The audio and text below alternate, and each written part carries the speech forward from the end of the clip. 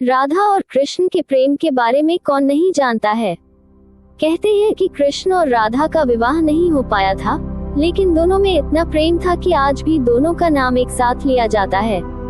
श्री कृष्ण का राधा के लिए प्रेम और राधा का श्री कृष्ण के लिए समर्पण देखते ही बनता था।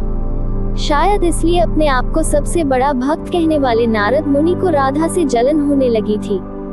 ये बात श्री कृष्ण अच्छी तरह से जानते थे। एक दिन राधा के बारे में बात करने के लिए नारद मुनि श्री कृष्ण के पास आए। ये बात श्री कृष्ण को पता चल गई थी। जैसे ही नारद मुनि वहां पहुंचे, तो श्री कृष्ण उन्हें देखकर अपना सिर पकड़कर बैठ गए। नारद मुनि ने श्री कृष्ण से पूछा कि क्या हुआ प्रभु, आप ऐसे अपने सिर को पकड़कर क्यों बैठे हैं। श्री कृष्ण ने कहा, हे नारद मुनि, मेरा सिर दर्द कर रहा है। नारद मुनि ने पूछा, प्रभु इसको दूर करने का उपाय क्या है। तब श्री कृष्ण ने कहा, अगर मैं अपने सबसे बड़े भक्त का चरणामृत पी लूं, तो इसे दूर किया जा सकता है। तब नारद मुनि सोचने लगे कि सबसे बड़ा भक्त तो मैं हूँ, लेकिन अगर मैं अपना चरणामृत दूंगा तो मुझे नरक जाने जितना पाप लगेगा। मैं प्रभु को अपना चरणामृत नहीं दे सकता। कुछ देर सोचने के बाद उनके मन में राधा का विचार आया और वे सोचने लगे कि लोग राधा को भी तो श्री कृष्ण का सबसे बड़ा भक्त मानते हैं, इसलिए क्यों न उनके पास जाकर पूछा जाए। ऐसा सोचकर वह राधा के पास गए और उन्हें सारी बात बता दी।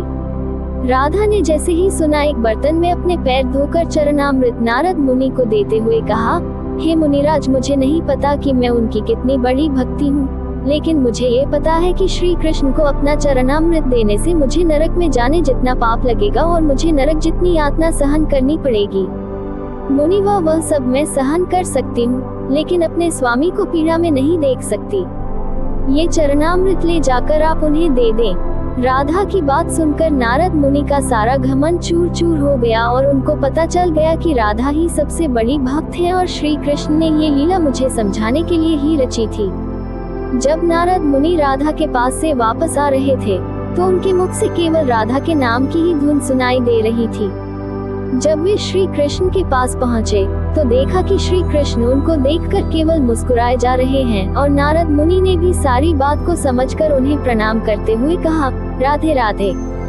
कहानी पसंद आती हो तो लाइक, शेयर और सब्सक्राइब करें।